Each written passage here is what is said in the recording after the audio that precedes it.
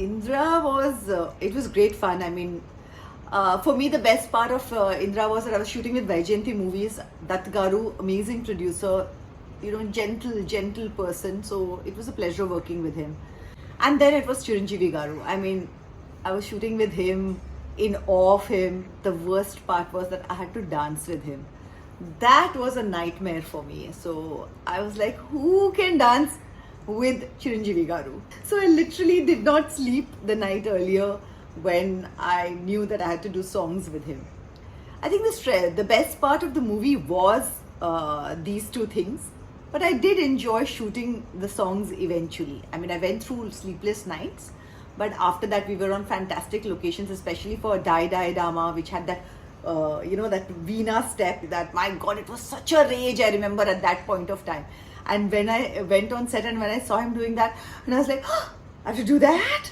And then they said, no, he will do that. I said, oh, thank God, I don't have to do it. And then I was panicking about this song, but eventually I decided that, you know what, it is what it is. I'm just going to have fun. And I think you can see that on the film, that I've had a blast while shooting, the song Die Die Dama. I think the other song that I really enjoyed was Krishna Mukunda na na na. I don't remember the words, but I remember this tune. It was fun. It was a set song, like a typical on-set big song, dancers.